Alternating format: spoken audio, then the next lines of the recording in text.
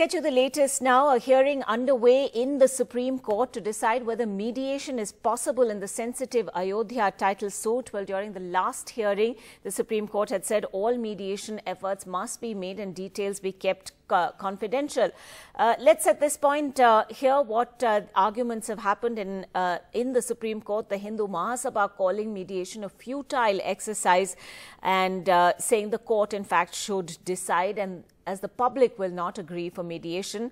Justice Bobde, who is part of that bench, said, you're saying it will be a failure, don't prejudge, we are trying to mediate. We think this is not an issue of land but of sentiments and faith.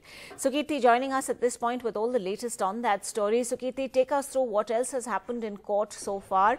What is the sense that you're getting right now?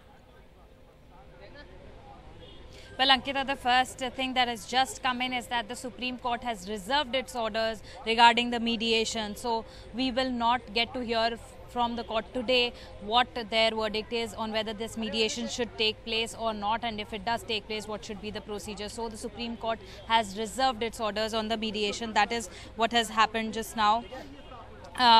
The UP government represented by Tushar Mehta wanted to argue in the case. The UP government representative said, considering the nature of the case, it is not advisable.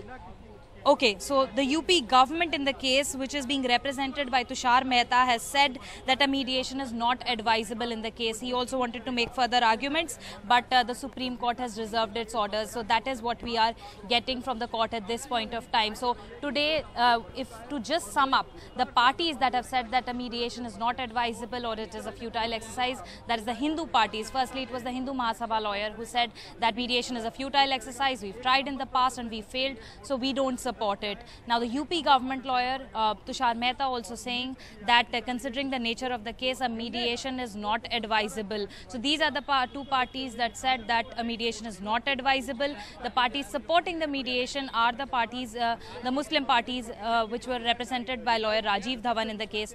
They said that we are open to mediation, but a consensus should be arrived at. These proceedings, these mediation proceedings should be held in camera. There should be no interviews by the involved parties, and the media shouldn't be reporting while the mediation process is on. If the media reports about the mediation process, then it would be it would amount to contempt of court. And the judges also, some difference is happening there. We saw Justice D.Y. Chandrachud pointing out that even if the mediation settlement happens, then whether it would be legally binding considering the sentiments of millions of people are involved. But Justice S.A. Bobde said that no matter what the procedure of whether it's a representative suit or a mediation, it would be definitely be legally binding upon all the people. So that is what we've heard so far, but the Supreme Court has now reserved its order.